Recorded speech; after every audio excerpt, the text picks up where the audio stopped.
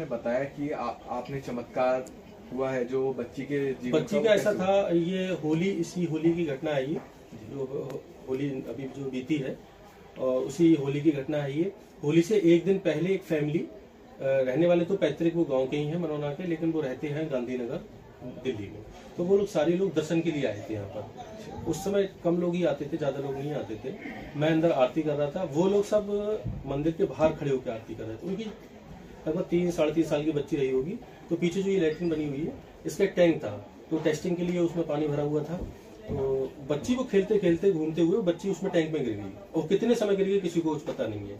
जब उसकी माँ का आरती में बीच में बच्ची पे ध्यान गया कि बच्ची नहीं है यहाँ पर, तो उन्होंने अपने पति से बोला बच्ची देखो बच्ची किधर है।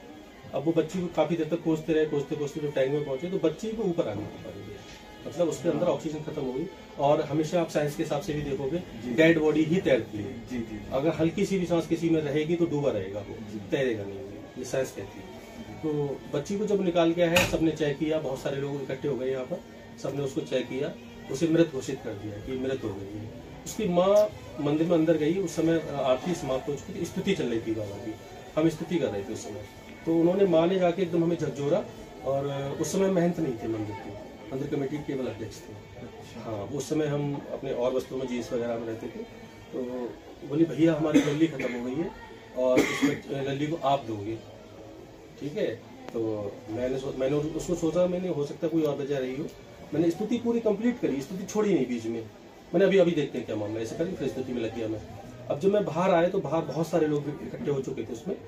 मैंने देखा उसको, मैंने नब्ज चेक की, उसकी सांस धड़कन सब चीज चेक की, मैं भी समझ गई बच्ची खत्म हो गई।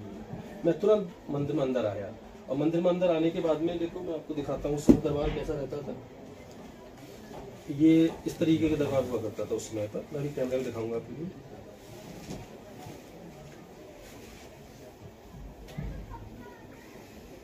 ये दरबार हुआ करता था पहले,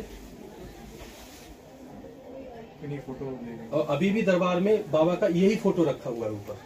जी जी। अभी भी हमने चेंज नहीं करा है, वही फोटो है। हाँ, ये उसी समय का दरबार है ये। उसमें कोई नहीं आता था, अकेला मैं खड़ा होके, और दीपक भी मैं रख देता था, मोबाइल पे आरती लगा ली, अकेला खड़ा हो जाता था। कभी कभी ऐसा दिन होता था कि मैं सिंगल आरती करता था, एक व्यक्ति पीछे नहीं हुआ करता था। लोग मेरी मजाक बनाया करते थे, कहते ये बताओ अच्छी खासी जॉब, अपना अच्छा खासा जीवन कर रहा था, कहाँ से कर्म पड़ गया। उस समय इस क्षेत्र में बाबा को भी लोग कम जानते थे, यहाँ तक कि मेरे घर में भी लोगों को पूरी जानकारी मिलती कि बाबा खाटू श्याम बाबा है कौन।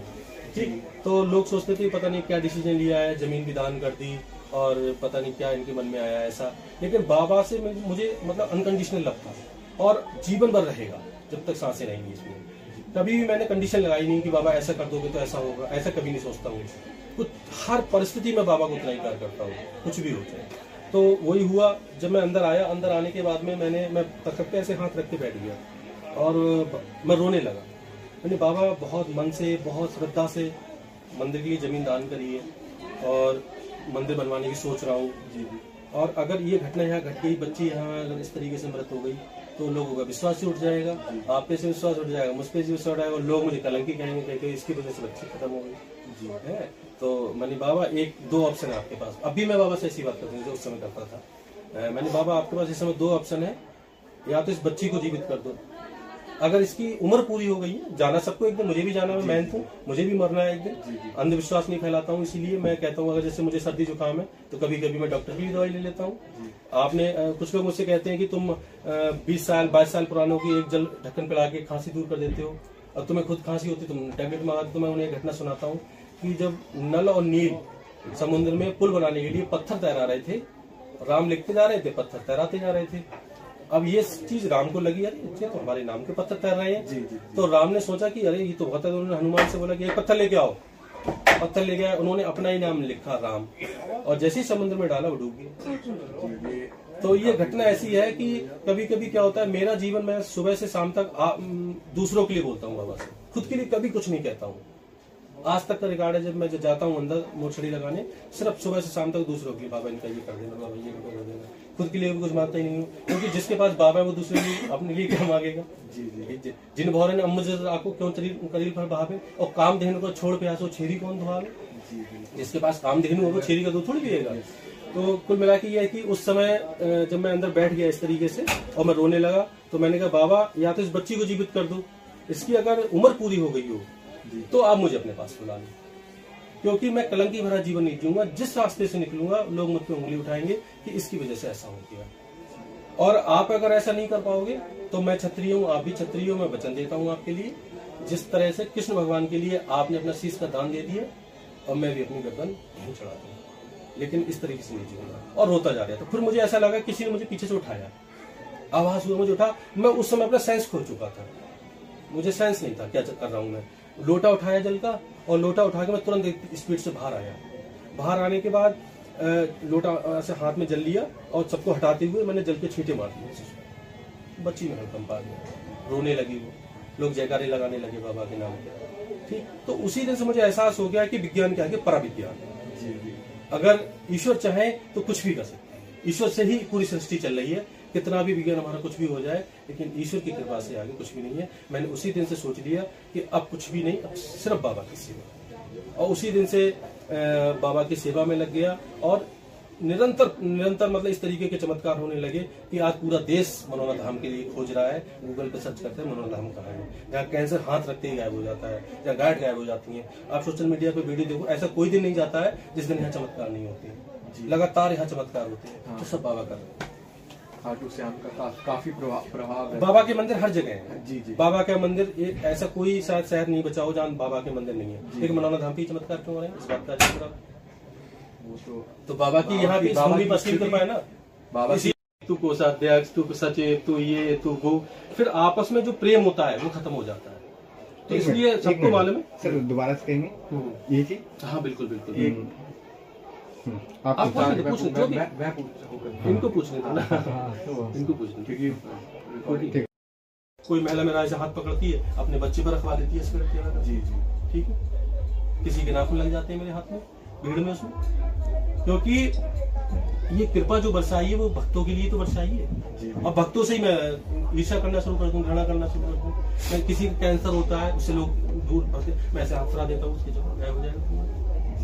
तो मुझे पता है ना, जीवन है क्या, जीवन चंद दिनों का मेहमान हूँ, जो कुछ करना है करके चला जाऊंगा। बिल्कुल यही है जीवन।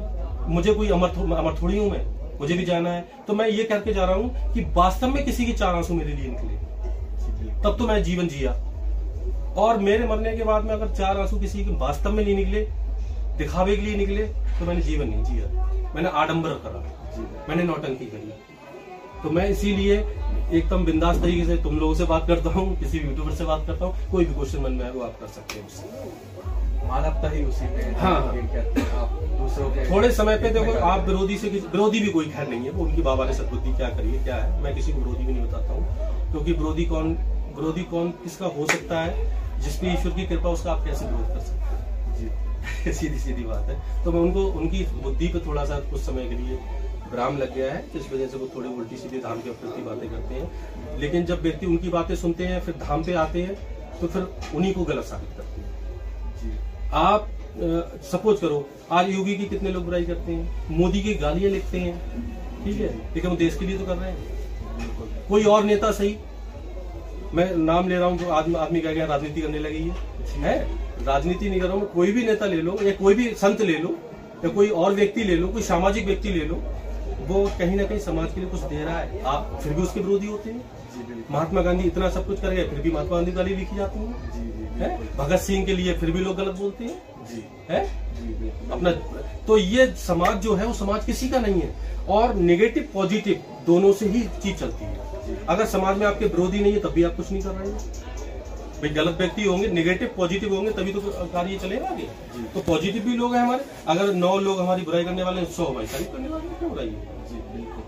क्या करने को सर, जैसे भक्तगण आते हैं कितने बजे से मतलब करते हैं? देखो, सुबह लगभग 6 बजे से दर्शन शुरू हो जाते हैं। 8 बजे आरती होती है सुबह के लिए। 8 बजे आरती के बाद में फिर 8:30 9 बजे से मैं पेशेंट देखना शुरू करता हूँ। 12 बजे 1 बजे 2 बजे तक चलता है समय के साथ, पेशेंट के साथ। ठीक, फिर थोड़ा विराम लेते हैं, भोजन का विराम लेते हैं। भोजन विराम के बाद में फिर 3 बजे से 4 बजे तक पेशेंट देख लेते हैं। 4 बजे से फिर आरती में लग जाते हैं। 5 बजे आरती होती है। 5:30 6 बजे हम दरबार से वापस आ जाते हैं, फिर रात में देखते रहते हैं। कल रात तो काशीपुर से एक पेशेंट आया था, लगभग आया होगा 12 साढ़े 12 बजे। कपड़े उतार चुका था मैं, फिर कपड़े पहने फिर गया। डॉक्टर ने कह दिया इनके पास एक ही दिन है बस, तो वो ठीक हो के गया। यही कहते धाम पे आया था। हाँ धाम पे आया था वो, और हो रहा था बहुत ज्यादा रात, और बहुत ज्यादा ठंडक थी, और उसे बैन से आए थे बेचारे वो लोग जी। कल तो टेम्परेचर भी बहुत टेम्परेचर डाउन था। बैन से आए, जब मुझे बताया आगे सेवादारों ने कि ऐसे ऐसे व्यक्ति आए हैं बैन से आए हैं, और डॉक्टर ने लास्ट बताया तो मैं तुरंत उठ के गया, मैंने उसको जल पिलाया, हाथ रखा, उसे उठा के बिठाया, हमने जाओ आप ठीक हो जाओ, बाबा के पास आए, बाबा नहीं बुलाया जी। आज भी हमने देखे थे काफी लोग। हाँ इस तरीके के लोग आते हैं यहाँ पर। तो मैं हालांकि मैंने थोड़ा सा बोल रखा है कि ज्यादा जो सीरियस पेशेंट हो, वो इस ठंड बहुत ज्यादा है तो वो घर पर रहें, जल पड़वा के ले जाएं, ठीक है, और वीडियो कॉल पे भी थोड़ा सा हम बात कर लेंगे उनसे, ज्यादा परेशान ना हो। मेरा मकसद ये नहीं कि आप डायरेक्ट धाम पे आए, बहुत ज्यादा सीरियस हो फिर भी आ रहे हो आप। बाबा की कृपा है, बाबा की कृपा, आप जल ले जाएं, जल पिलाएं, थोड़ा स्वस्थ हो जाए, फिर धाम पे ले आए दर्शन कराने के लिए, क्योंकि सब कृपा है। यहाँ पर कोई दवाई तो दे नहीं रही किसी के लिए, बाबा का जल दे रहे हैं, जल से लोगों को लाभ मिल रहा है, और जल का कोई साइड इफेक्ट नहीं। सर जो ये आसपास की जमीन है वो क्या धाम की ही है या? जमीन यहाँ पर ज्यादातर जमीन जो वो धाम की है। अच्छा। हाँ, क्योंकि जमीन टोटल हमारी है, और जब हम बाबा के हो गए तो जमीन भी बाबा की होगी। तो जो यहाँ दुकानें वगैरह लगी हुई है उसमें जो जमीन है वो ना, कुछ जमीन जैसे और चाचा ताऊ वगैरह की है तो वो उनके खेतों में है, तो वो अपना अलग दुकानों से जो भी लेते हैं वो लेते होंगे, लेकिन जो हमारी जो जगह में दुकानें लगी हैं वो सारा पैसा उसी मंदिर में लगा जी जी। हाँ, दुकानों से वगैरह 100 रुपए भी अगर ले रहे हैं तो धाम में लगा है, तो अपना कुछ है ही नहीं। क्योंकि हम जब आए थे तो पार्किंग वगैरह का पार्किंग हमने निःशुल्क कर, निःशुल्क है। पार्किंग वो कहते आइए आप गाड़ी लगाइए। हाँ, निःशुल्क। उसमें कोई वो नहीं है। हाँ सब निःशुल्क। हमने यहाँ सब कुछ निःशुल्क रखा है। धागा बांधने का पैसा नहीं, टीका लगाने का पैसा नहीं, पट्टी बांधने का पैसा नहीं, गाड़ी खड़ी करने का पैसा नहीं, किसी तरीके से लैट्रिन पेशाब करने का कोई पैसा नहीं। आप कुछ भी करें, ये मनोरथ धाम एक ऐसा धाम है जहाँ सब कुछ निःशुल्क। और लोग आते हैं, लोग ये सोच के आते हैं, जब बाहर मैं पूछता हूँ कोई रांची से आ रहा है, कोई कहीं से आ रहा है, बाहर से लोग आते हैं तो उनके मन में बड़ा डर होता है। जैसे उन्होंने और जगह देखा होगा वैसे उन्हें लगता है कि पता नहीं वहाँ कैसे लोग काट रहे होंगे, कैसे क्या कर रहे होंगे, इस तरह। अब आप सोचो, कोई मेहनत ऐसा होगा कि कोई पेशेंट आया, सपोज करो अभी पेशेंट आए थे तो उनके लिए यहाँ कहीं पे मूंग की दाल नहीं मिली, तो हमने घर से मंगाई, घर से रोटियां सिखवा के उन्हें मंगाई, तो रोने लगे कि मैं पहली बार देख रहा हूँ कि कोई मेहनत अपने घर से रोटियां और दाल मुझे मंगा रहा है और इतने प्यार से मुझे बैठा के खिला रहा है। क्योंकि मैं यहाँ पर वो चीज नहीं करना चाहता हूँ जो और जगह जाके लोग परेशान होते हैं या इस तरीके के लिए गलत तरीके से उनसे पैसा बैठा जाता है। क्योंकि मैं जब तक मैं मेहनत हूँ तब तक इस बात का मैं प्रण कर रहा हूँ कि किसी तरीके से कुछ गलत कार्य नहीं हो, जो भी